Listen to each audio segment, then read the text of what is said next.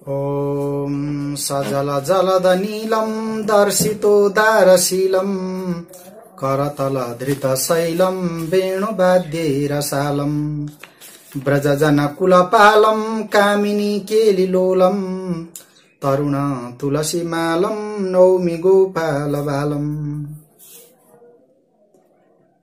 जो वर्षाकालिक मेघको जस्तो नील कान्तिले परिपूर्ण हुनुहुन्छ, सम्पूर्ण आफ्ना शील स्वभाव र उदार भाव प्रकट गरेर जसले देवराज इन्द्रको पनि मान मर्दन गर्नुभएको थियो, आफ्ना कर कमलमा जसले गिरिराज गोवर्धन पर्वतलाई धारण गर्नुभएको थियो, त्यसैगरी बाँसुरी वादनमा जो अत्यन्त निपुण हुनुहुन्छ, परम रसिक हुनुहुन्छ, जसले आफ्ना मुखार बिन्दमा अथवा अधरोष्टमा वंशी देवीलाई नित्य विराजित गर्नुभएको छ र सम्पूर्ण ब्रजवासीहरूका संकटलाई जसले समाप्त गरिदिनु भएको छ, त्यस्ता भगवान सर्वेश्वर श्री कृष्णमा म सदा नमन गर्दछु। वैदिक सनातन धर्मका सम्पूर्ण अनुयायी महानुभावहरू, सनातन संस्कार जागरण हेरेर रहनुहुने सम्पूर्ण दर्शक वृन्द, सबैमा म हार्दिक नमन गर्दछु। आज हामी परम पावन एकादशी व्रतको महात्म्यको चर्चा यहाँ गर्नेछौं, जसलाई हरिबोधिनी एकादशी भनेर भनिन्छ। नेपाली जनमानसमा, नेपाली समाजमा सधैं हामी हरिबोधिनी एकादशीको चर्चा गर्ने गर्दछौं, महात्म्य गान गर्दछौं र एकादशीको व्रत धारण गरेर एक अर्कामा परम पावनी एकादशीको शुभेच्छा प्रकट गर्दछौं, शुभकामना व्यक्त गर्दछौं। नेपाली जनमानसमा, नेपाली समाजमा ठूली एकादशी भनेर हरिबोधिनी एकादशीलाई भनिन्छ। चतुर्मासाको व्रत समाप्त हुने यी परम पावन दिनका रूपमा हामीले हरिबोधिनी एकादशीलाई लिनु पर्दछ। साक्षात भगवान ब्रह्माजीले हरिबोधिनी एकादशी को व्रत महत्व बताउनु भएको छ। देवर्षि नारदजीलाई भगवान ब्रह्माजीले हरिबोधिनी एकादशीको व्रत महात्म्य बताउनु भएको हो र उहाँ भन्नुहुन्छ, सम्पूर्ण पुण्यहरू प्रदान गर्ने, सारा पापहरूलाई नष्ट गर्ने र जो श्रद्धालु भक्तहरू हुनुहुन्छ, जो व्रतीहरू हुनुहुन्छ, त्यस्ता व्रतीहरूलाई, श्रद्धालु भक्तहरूलाई मुक्ति समेत प्रदान गर्न सक्ने त्यस्ती परम पावनी एकादशी, जसलाई हरिबोधिनी एकादशी भनिन्छ। हरिबोधिनी एकादशीका बारेमा म बताउँदछु। हे नारद, हे पुत्र भनेर भगवान ब्रह्माजीले देवर्षि नारदजीलाई यी परम पावन महात्म्य बताउनु भएको छ।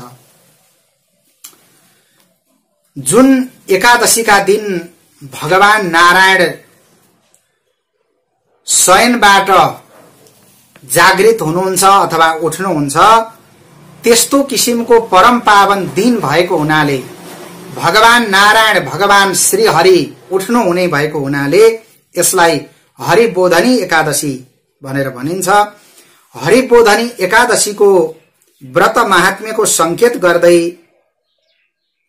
भगवान ब्रह्माजी देवर्षि नारदजीलाई बताउनुहुन्छ, तावत गर्जति विप्रेन्द्र गंगा भागीरथी छितौ यावन नायाति पापग्नि कार्तिके हरिबोधिनी।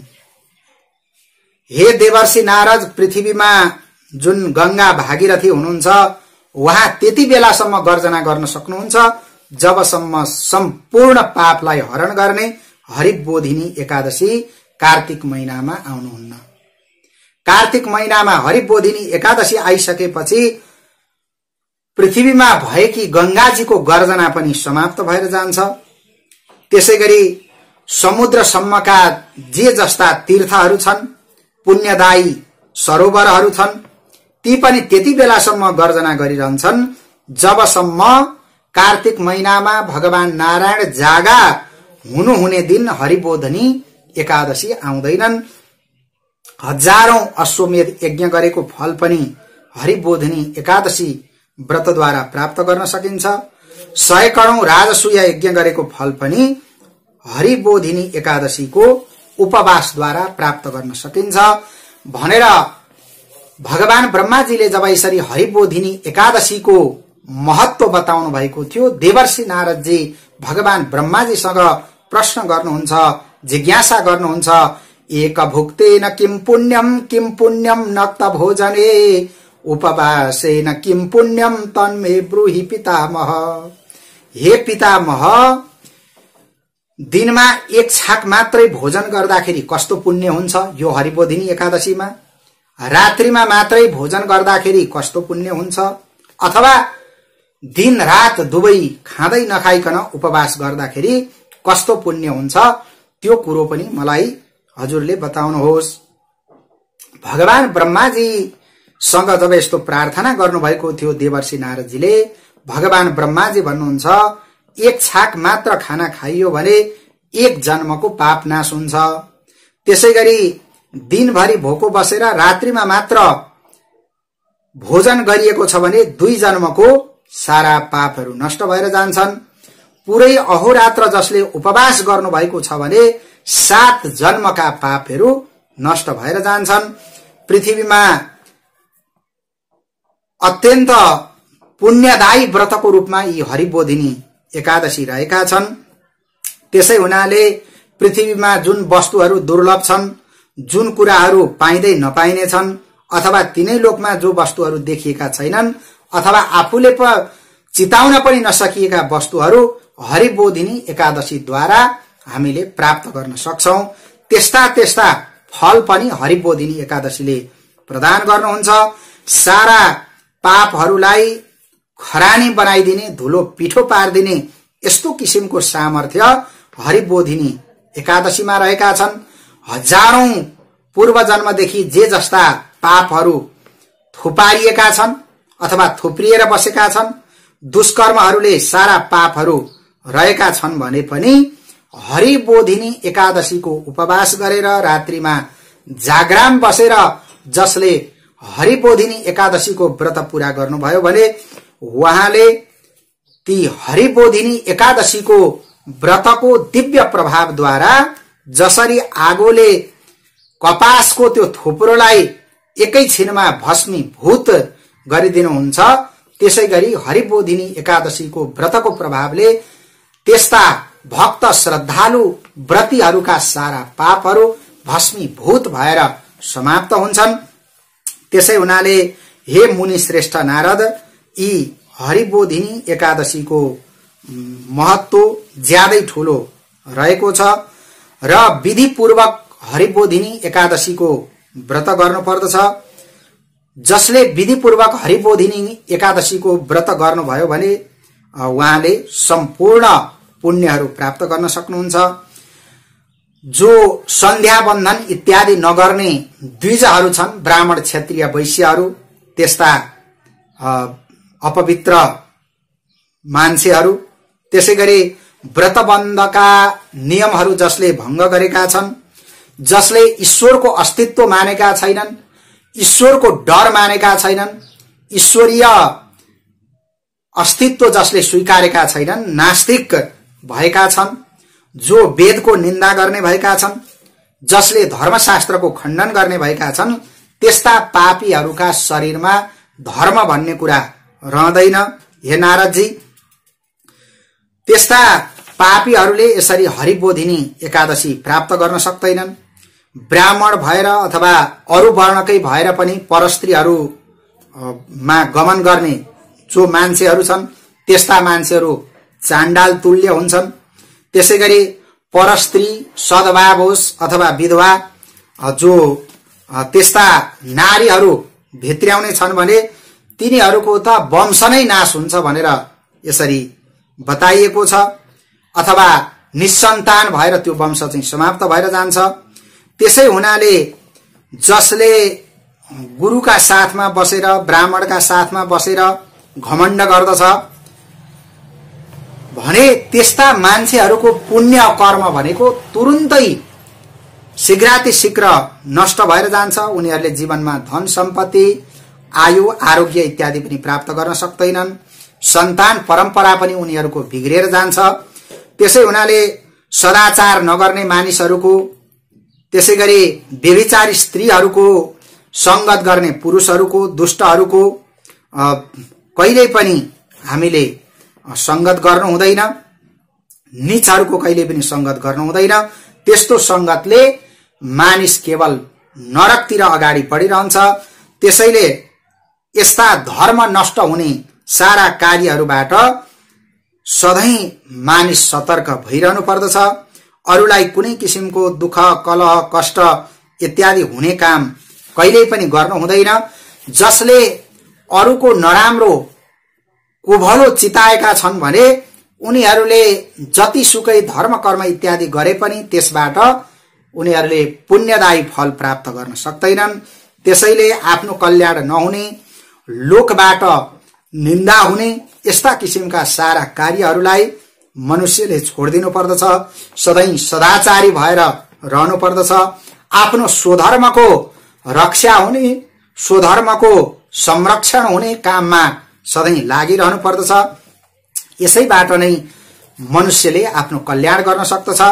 विशेष गरी तन मनले म प्रबोधिनी एकादशीको व्रत गर्छु भनेर जसले हृदयदेखि नै सोचेको छ, त्यस्तो किसिमको प्रतिज्ञा गरेको छ, संकल्प गरेको छ भने त्यस्ता मानिसका सम्पूर्ण पापहरू समाप्त भएर जान्छन्। जसले हरिबोधिनी एकादशीमा अत्यन्त विधिपूर्वक एकादशीको व्रत धारण गर्दछ, रात्रिमा पनि जागराम गर्दछ र भगवानका गुणानुवाद गरेर रात्रिलाई पनि जसले बिताउँछ भने उसका सारा पापहरू नष्ट भएर अन्तमा ऊ विष्णु लोकमा जान सक्दछ, नारायण लोकमा जान सक्दछ। पूर्व जन्ममा जे जस्ता कर्महरू गरेका कारणले नारकीय यातना भोग्नु परेका त्यस्ता श्रद्धालु भक्त व्रतीहरूका पितृहरू पनि त्यो सारा दुःखबाट छुटेर उनीहरू अत्यन्त प्रसन्न हुँदै खुशी हुँदै नारायण लोकमा, दिव्य भगवत लोकमा जान सक्नुहुन्छ। त्यसै हुनाले ठूला ठूला ब्रह्महत्या आदि गरेका पापहरू पनि यी हरिबोधिनी एकादशीको व्रत गर्नाले, हरिबोधिनी एकादशीका दिन जागराम गर्नाले सबै समाप्त भएर जान्छन्। अत्यन्त पुण्यदायी यस्तो किसिमको व्रत हरिबोधिनी रहेका छन्। हे देवर्षि भनेर यस्ता प्रकारले जब भगवान ब्रह्माजीले हरिबोधिनी एकादशीको व्रत महत्व बताउनु भएको थियो र उहाँले भन्नुभयो सम्पूर्ण कर्महरूमा श्रेष्ठ हरिबोधिनी एकादशीका व्रत रहेका छन्। कार्तिक महिनाका यी एकादशीका व्रत सबैले प्रयत्न पूर्वक गर्नुपर्दछ, अत्यन्त श्रद्धा भक्तिपूर्वक गर्नुपर्दछ। त्यस्तै मान्छेलाई ज्ञानी भन्नुपर्दछ, त्यस्तै मान्छेलाई योगी भन्नुपर्दछ, त्यस्तै मान्छेलाई तपस्वी भन्नुपर्दछ, त्यस्तै मान्छेलाई जितेन्द्रिय भन्नुपर्दछ जसले हरिबोधिनीको व्रत गरेर अब यो लोकलाई पनि उसले सुधार गरेको छ र अन्तमा उसले दिव्य भगवत लोकको प्राप्ति गरेको छ भने त्यस्तो मान्छे नै ठूलो ज्ञानी हो, योगी हो, तपस्वी हो भनेर यसरी शास्त्रमा बताइएको छ। धर्मको सार भनेको नै यसरी हरिबोधिनी एकादशी रहनु भएको छ। जो भगवान नारायणकी अत्यन्त प्रिय हुनुहुन्छ हरिबोधिनी एकादशी, जीवनमा एकैपल्ट पनि जसले हरिबोधिनी एकादशीको व्रत गरेको छ भने त्यो मनुष्य मुक्तिको भागी बन्न सक्दछ। त्यसैले जे जस्तो अवस्था भए पनि हरिबोधिनी एकादशीको व्रत जसले गरेको छ भने भगवान गोविन्दले, भगवान श्रीकृष्णले उसका सारा पापहरूलाई नष्ट गरेर उसलाई दिव्य गति प्रदान गर्नुहुन्छ। अक्षय गति प्रदान गर्नुहुन्छ। कहिल्यै पनि ननासिने त्यस्तो किसिमको दिव्य लोक त्यस्ता व्रतीहरूले, त्यस्ता श्रद्धालुहरूले प्राप्त गर्न सक्नुहुन्छ। त्यसैले हे नारद, सम्पूर्ण पापहरूलाई नाश गर्न सक्ने भगवान नारायण जागा हुने दिन जुन हरिबोधिनी एकादशी छन्, यो एकादशीको विधिपूर्वक सबैले उपवास गर्नै पर्दछ। र जसले हरिबोधिनी एकादशीका यी व्रतलाई विधिपूर्वक उपवास गर्नुभयो भने उहाँका सम्पूर्ण पापहरू नष्ट हुन्छन्। बाल्ये यच्चार्जितं वत्स यौवने वार्धके तथा शत जन्म कृतं पापम स्वल्पम वा यदि वा बहु भनिएको छ। बाल्यकालमा जे जस्ता पापहरू गरेका छन्, अथवा यौवन अवस्थामा जे जस्ता पापहरू भएका छन्, अथवा वृद्ध अवस्थामा जे जस्ता पापहरू भएका छन्, अथवा 100 करोड जन्मदेखिका जस्ता जस्ता पापहरू थुप्रिएर बसेका छन्, ती सारा पापहरू सबै समाप्त भएर जान्छन्। ती सारा पापहरूलाई यसरी हरिबोधिनी एकादशीको व्रतको प्रभावले, भगवान गोविन्दको पूजनको प्रभावले सबै समाप्त गरिदिन्छन्। जसले हरिबोधिनी एकादशीको व्रत गर्नुहुन्छ भने उहाँहरू धनधान्यले परिपूर्ण बन्न सक्नुहुन्छ, पुण्यले परिपूर्ण बन्न सक्नुहुन्छ। ठूला ठूला पाप राशिहरू उहाँहरूका चाहिँ समाप्त भएर जान्छन्। चन्द्र सूर्यो परागे च यत् फलम परिकीर्तितम तत्सहस्र गुणम प्रोक्तम प्रबोधिन्याम तु जागरात। हरिबोधिनी एकादशीका दिन जसले जागरण गर्दछ भने त्यसले चन्द्र सूर्यको ग्रहणमा जुन दान गर्दाखेरि, ध्यान गर्दाखेरि, भगवानका दिव्य नामहरूको जप गर्दाखेरि जस्तो किसिमको पुण्य फल बताइएको छ, त्यस्तो फल सजिलैसँग प्राप्त गर्न सक्दछ। ती फल भन्दा पनि हजारौं गुणा फल उसले प्राप्त गर्न सक्दछ भनेर शास्त्रमा संकेत गरिएको छ। प्रबोधिनी एकादशीमा यसरी स्नान, दान, जप, होम, स्वाध्याय, भगवान गोविन्दको पूजा, भगवान श्रीकृष्णको पूजा जसले गर्नुहुन्छ भने करोडौं करोडौं पुण्य उहाँहरूले चाहिँ प्राप्त गर्न सक्नुहुन्छ। जसले हरिबोधिनी एकादशी व्रत पूजा गरेर कार्तिक महिनामा भगवानको उपासना गरेर बसेको छ भने उसले सारा पुण्यहरू प्राप्त गर्न सक्दछ। भगवान नारायणमा दिव्य भक्ति उसले प्राप्त गर्न सक्दछ। भगवान श्रीकृष्णमा उसले दिव्य भक्ति प्राप्त गर्न सक्दछ।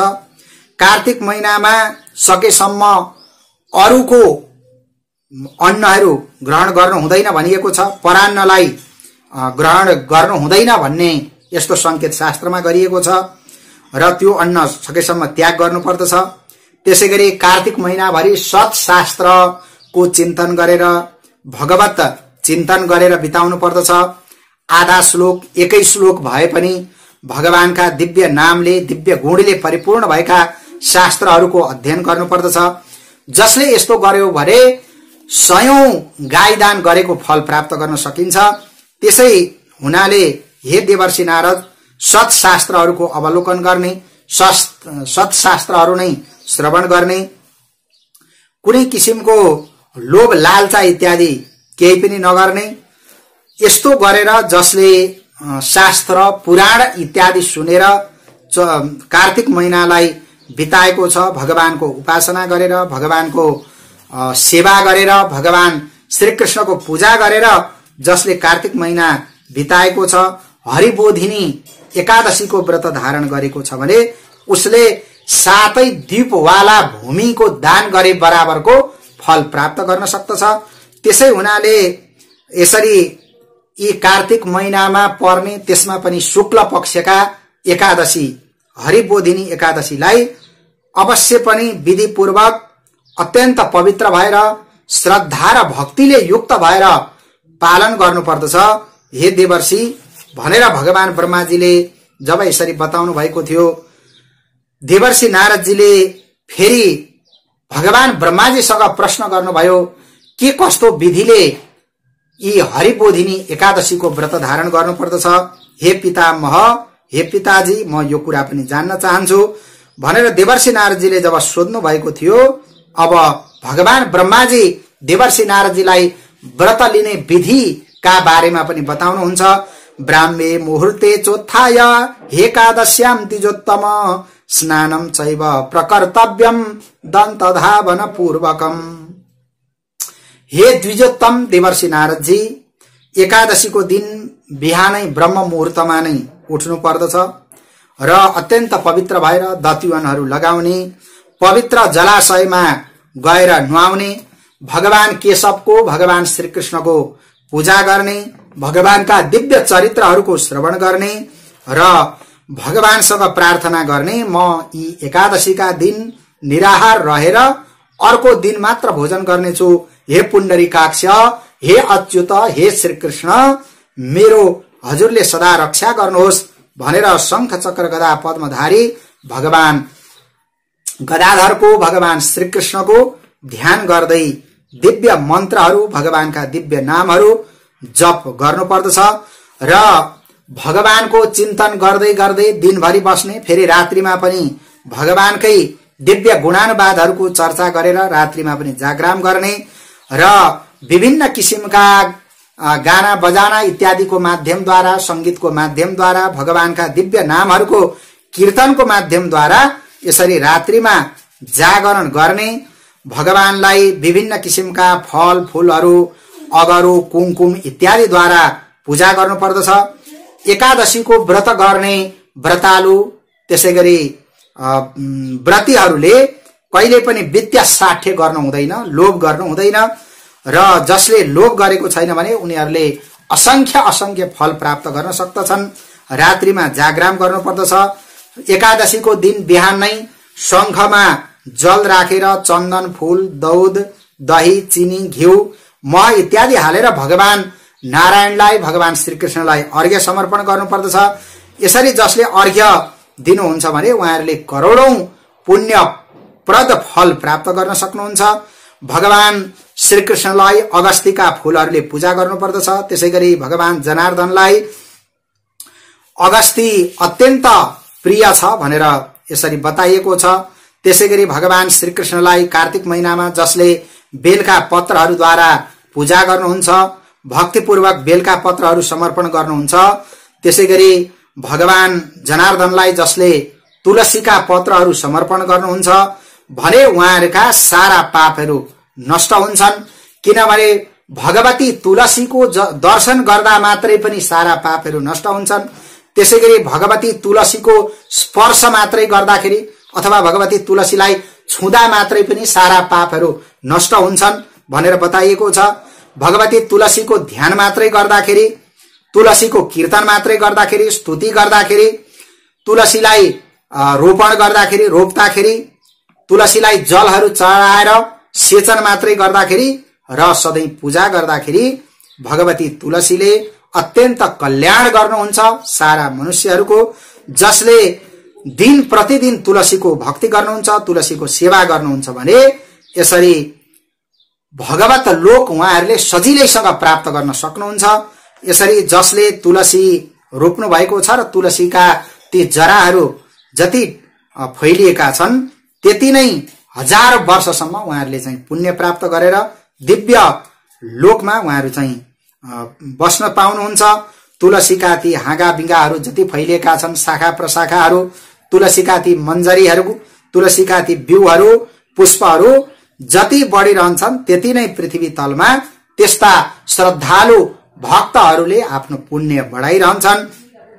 त्यसैले हजारौं कल्पसम्म पनि तुलसीको सेवा गर्ने, भगवान श्रीकृष्णको सेवा गर्ने, हरिबोधिनी भगवतीको सेवा गर्ने श्रद्धालु भक्तहरू हजारौं वर्षसम्म, करोडौं वर्षसम्म यसरी वैकुण्ठमा वास गर्न पाउनुहुन्छ। त्यसै हुनाले भगवान श्रीकृष्णलाई कदम्बका फूलहरूले पूजा गर्नुपर्दछ।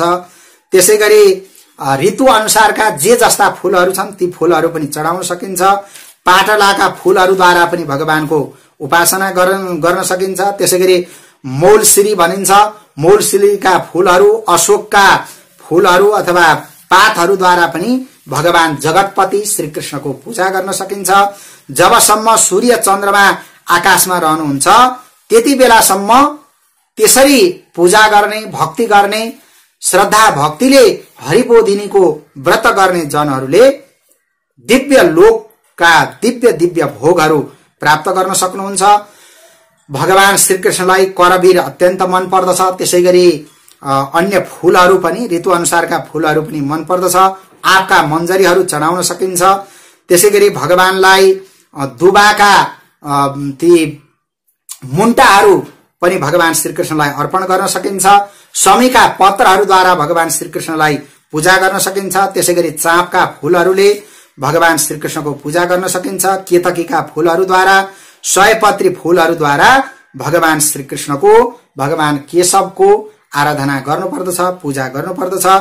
कुमकुम चन्दनहरू समर्पण गर्नुपर्दछ र भगवान श्रीकृष्णकै चिन्तन गरेर भगवान केशवकै पूजामा यसरी हरिबोधिनी एकादशीका दिन सारा श्रद्धा भक्तिले युक्त भएर श्रद्धालुहरू लाग्नु पर्दछ। र त्यस पछाडि अब भोलिपल्ट गुरुको पनि पूजा गर्नुपर्दछ, ब्राह्मणहरूको पनि पूजा गर्नुपर्दछ। ब्राह्मणहरूलाई त्यसैगरी गुरुलाई पनि श्रद्धापूर्वक यथेच्छ भोजन गराउनु पर्दछ। भगवानको प्रसन्नताका लागि दक्षिणा भेटीहरू प्रदान गर्नुपर्दछ र भूयसी दक्षिणाद्वारा यसरी आफ्नो व्रतलाई पूरा गर्नुपर्दछ। र चतुर्मासाभरि जे जस्ता संकल्प गरेर, प्रतिज्ञा गरेर जुन व्रतहरू धारण गरिएको छ ती व्रतहरू पनि फुकाउने विधि पनि गर्न सकिन्छ भनिएको छ। एकै छाक मात्र खाइएको छ भने त्यसलाई फुकाउनका लागि ब्राह्मणहरूलाई भोजन गराएर त्यो व्रत फुकाउनु पर्दछ। त्यसैगरी अरूको अन्नहरू नखाने अथवा मागेर नखाने यस्तो किसिमको व्रत गरेको छ भने गोरु दान गर्नुपर्दछ भनिएको छ। त्यसैगरी मांस इत्यादि भक्षण नगर्ने यस्तो व्रत गरेको छ भने दक्षिणा सहित गाई दान गर्नुपर्दछ भनेर शास्त्रमा संकेत गरिएको छ। चतुर्मासाभरि जसले नुहाउने व्रत धारण गरेको छ भने व्रत समाप्तिमा अब दही दान गर्नुपर्दछ, मह दान गर्नुपर्दछ भनेर बताइएको छ। यसरी व्रतका समाप्तिमा जे जे ती प्रतिज्ञा गरिएका छन् ती प्रतिज्ञा अनुसारका विभिन्न दानहरू गरेर यसरी चतुर्मासा भरिका त्यो व्रतलाई पनि पूरा गर्नुपर्दछ। र यस्ता प्रकारले अब जसले हरिबोधिनीको एकादशी पूरा गर्नु भएको छ उहाँहरूले रात्रिका समयमा भगवानलाई दिव्य बत्तीहरू बालेर बत्तीहरूको ज्योतिद्वारा भगवानको उपासना गर्नुपर्दछ र रात्रिका समयमा पनि जागराम गर्नुपर्दछ। र ब्राह्मणहरूबाट तपाईको व्रत पूरा भयो भन्ने आशीर्वाद प्राप्त गर्नुपर्दछ।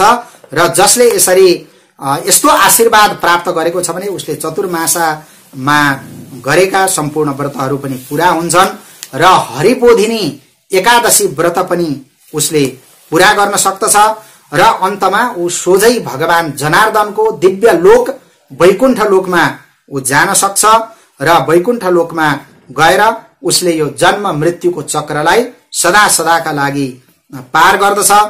हे देवर्षि नारद, यस्ता प्रकारले चतुर्मासाको व्रत विधिलाई पूरा गर्नुपर्दछ र हरिबोधिनी एकादशीको व्रतलाई पनि पूरा गर्नुपर्दछ।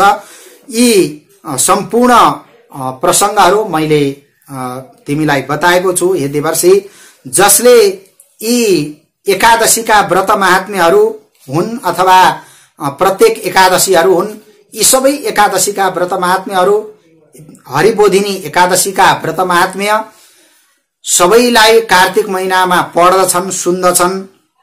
श्रद्धापूर्वक एकादशी महात्म्यले बताए अनुसारको परिपालना गर्दछन् भने उनीहरू अत्यन्त पवित्र हुन्छन्। उनीहरूले चाहिँ हजारौं गाई दान गरेको पुण्य प्राप्त गर्न सक्दछन्। यसरी हरिबोधिनी एकादशीको व्रत गर्नुपर्दछ जसबाट भगवान श्रीकृष्णलाई, भगवान परब्रह्म परमात्मालाई प्रसन्न गराउन सकिन्छ। भगवानलाई प्रसन्न गराउने यिनै यी दिव्य महिमाले परिपूर्ण भएका एकादशी महात्म्य रहेका छन् भनेर भगवान ब्रह्माजीले देवर्षि नारदजीलाई बताउनु भयो।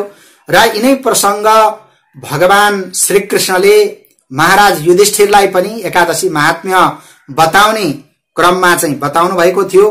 त्यसै हुनाले हामीले पनि हरिबोधिनी एकादशीको व्रत अत्यन्त श्रद्धा भक्तिपूर्वक पालना गरौं र भगवान जो सच्चिदानन्द परब्रह्म परमात्मा हुनुहुन्छ श्रीकृष्ण उहाँको दिव्य कृपा प्राप्त गर्ने यस्तो किसिमको चेष्टा गरौं। जो क्षरातीत हुनुहुन्छ, सर्वनियन्ता हुनुहुन्छ, सर्वान्तर्यामी हुनुहुन्छ, सम्पूर्ण चराचर जगतको जो मालिक हुनुहुन्छ, त्यस्ता भगवान श्रीकृष्णका महिमाले परिपूर्ण भएका यी हरिबोधिनी एकादशी हामीले श्रद्धापूर्वक भक्तिपूर्वक व्रत गर्नै पर्दछ। किनभने सम्पूर्ण शास्त्रहरूले, सम्पूर्ण तन्त्रहरूले, सम्पूर्ण श्रुतिहरूले, सम्पूर्ण स्मृतिहरूले जुन भगवान श्रीकृष्णका चरित्रलाई, भगवान श्रीकृष्णका गुणलाई सर्वातिशायी यसरी प्रमाणित गरेका छन्। भगवान श्रीकृष्णको पूजा हुने, उहाँको उपासना हुने यस्तो किसिमको परम पावन दिन भएको हुनाले हरिबोधिनी एकादशीलाई हामीले श्रद्धापूर्वक ग्रहण गर्नुपर्दछ। किनभने भगवान श्रीकृष्णका जुन दिव्य गुणहरू छन्, दिव्य शक्तिहरू छन्, दिव्य स्वरूप छ, त्यो स्वरूपलाई हामी कहिल्यै पनि जान्न सक्दैनौं। सारा शास्त्रहरू भगवानका ती दिव्य स्वरूप गुण चिन्तनहरूको वर्णन गर्दा गर्दा यसरी थाकिसकेका छन्। उनीहरूले पनि त्यो भगवत गतिको अन्तिम सीमालाई जान्न सकेका छैनन् भने हामीहरूले झन् कसरी जान्न सक्छौं। त्यसै हुनाले भगवान श्रीकृष्णका जो दिव्य चरित्रले परिपूर्ण भएका यी एकादशी छन्, भगवान श्रीकृष्णलाई नै उपासना गर्नुपर्ने, भगवान श्रीकृष्णकै आराधना गर्नुपर्ने दिव्य गुणानुवादले परिपूर्ण भएका यी एकादशीलाई हामीले श्रद्धा भक्तिपूर्वक परिपालना गरौं र विधिपूर्वक यो व्रत गरेर भगवान श्रीकृष्णको दिव्य कृपा प्राप्त गर्ने यो चेष्टा गरौं भन्ने यही अनुरोध सम्पूर्ण दर्शक श्रोताहरू समक्ष गर्दै म आज मेरा यी वाणीहरू भगवान श्रीकृष्णकै चरणारविन्दमा समर्पण गर्दछु। ओम नमो भगवते वासुदेवाय।